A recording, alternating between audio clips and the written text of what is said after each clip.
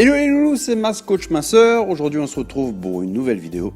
Alors pour ceux qui me connaissent pas, je suis un coach spécialisé dans l'amaigrissement pour femmes stressées et débordées. Je suis moi-même passé par là puisque j'ai une perte de poids personnelle de plus de 25 kilos. Après, il n'y a pas de secret, si j'ai réussi à faire ça, c'est que j'ai été guidé par quelqu'un, j'ai eu un mentor, j'ai eu un coach à l'époque, qui m'a aidé à surpasser tous mes problèmes psychologiques, mes problèmes de confiance en moi et mes problèmes avec l'alimentation. Donc comme vous pouvez l'imaginer, le soutien continue d'être le facteur clé de ma vie et la base de mon coaching. Aujourd'hui, on va voir l'âge.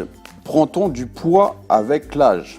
Alors tout d'abord, la prise de poids avec l'âge s'explique d'abord par le métabolisme de base. Donc qu'est-ce que le métabolisme de base ? Ça représente les calories que l'organisme dépense pour assurer le minimum vital. Donc plus votre métabolisme de base est faible, donc plus il est bas, plus vous allez prendre du poids.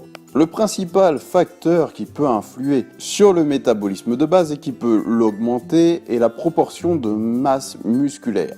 Donc plus vous avez de muscles, plus grande est cette proportion de masse musculaire et plus votre métabolisme de base est grand. Donc c'est pour cette raison que les hommes ont un métabolisme de base plus élevé que celui des femmes, car le cœur et les poumons doivent s'activer davantage pour couvrir toute la masse musculaire.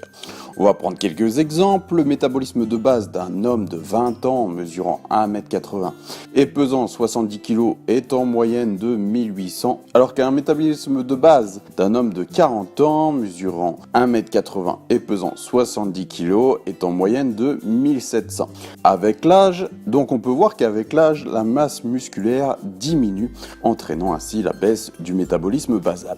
Selon les dernières études, on estime qu'il diminue de 2 à 3% par décennie à l'âge adulte. Le nombre de calories dépensées au repos diminue alors que l'alimentation reste souvent la même. Par conséquent, les calories qui étaient autrefois brûlées par l'organisme sont stockées sous forme de graisse. Je conseille donc aux personnes âgées de plus de 50 ans d'augmenter leur consommation de protéines alimentaires pour freiner la perte musculaire et de pratiquer une activité suffisante pour maintenir leur masse musculaire et leurs muscles. Donc oui, on perd du muscle avec l'âge et ça c'est tout à fait normal. Bien sûr, on peut freiner ça, voire l'éviter. Il faut tout d'abord entretenir sa masse musculaire et ainsi on évite que la graisse s'accumule.